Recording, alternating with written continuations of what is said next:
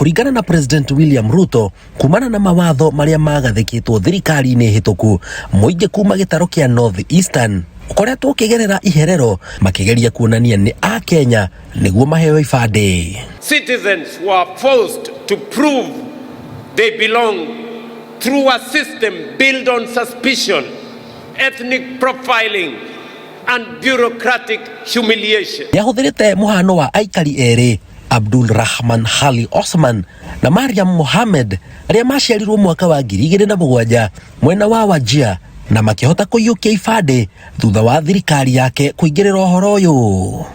Both born in 2007 here in Wajir County were among thousands of young Kenyans who turned 18 last year and walked away with their national identity cards. No hurdles, no extra documentation, no discrimination, no humiliation, just their rightful documents in their hands on time. Augĩte matikamũkwo rĩngĩ na rĩu mareheagwo ibandĩ ta a Kenya arĩa angĩ. A strong nation does not choose between security and justice. A strong nation protects both. That is exactly what we are doing.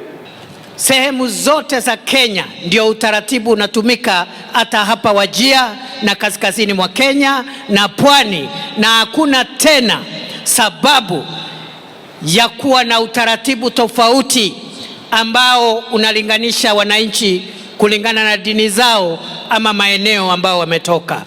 Thengia wa maya mothe augĩte ti atĩ ibandĩ ici ireheagwo andũ matarĩ a Kenya, o ta mũkenya ũrĩa ũngĩ wothe, kwĩ marĩa marĩroragwo mbere ya kũheo gĩbandĩ.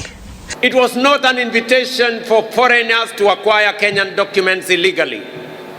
Kenyan identity cards will only be issued to legitimate citizens of this republic. President William Ruto athing'ĩrĩirie areka maya mothe kũruta mahĩtia marĩa mekĩtwo nĩ thirikari cia hau kabere, gũtigĩrĩra andũ othe nĩ maramũkĩra motungata ma thirikari, oro ũndũ ũmwe na ũthii wa na mbere gũtekũmakania umĩte kũ. Ngĩribotera Inooro TV kuma kĩharo kĩa Wajir, njĩtagwo Jenga Wambui.